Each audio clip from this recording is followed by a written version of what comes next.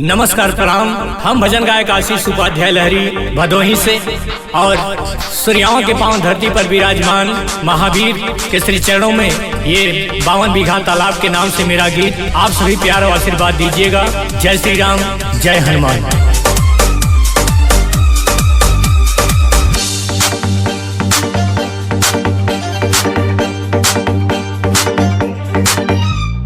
प्रथम यज्ञ भूखंड धरा पे हिंदुओं का आगाज है। प्रथम यज्ञ भूखंड धरा पे हिंदुओं का आगाज है पावन सूर्याओं की धरती जहाँ 52 बीघा तालाब है। 52 बीघा तालाब है। 52 बीघा तालाब है। 52 बीघा तालाब है। 52 बीघा तालाब है। 52 बीघा तालाब है। Their recording studio, Gyanpur.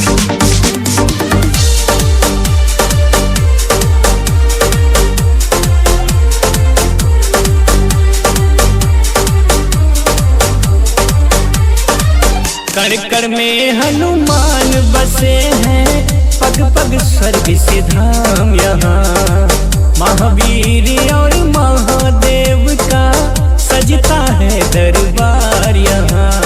52 बीघा तालाब है। 52 बीघा तालाब है। 52 बीघा तालाब है। 52 बीघा तालाब है।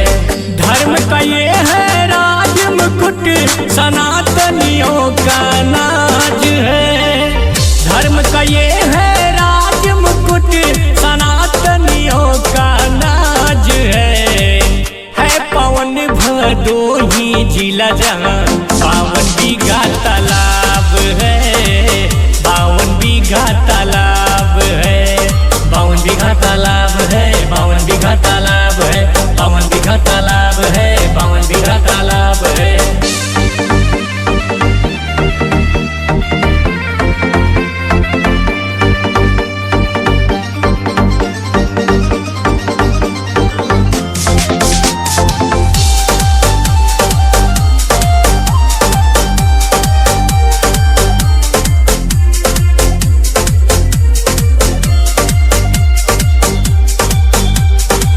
महावीर और महादेव का होता है श्रृंगार यहाँ।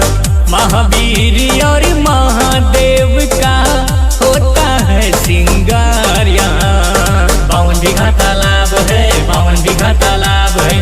52 बीघा तालाब है। 52 बीघा तालाब है। अनिल मिश्रा अमित आशीष की,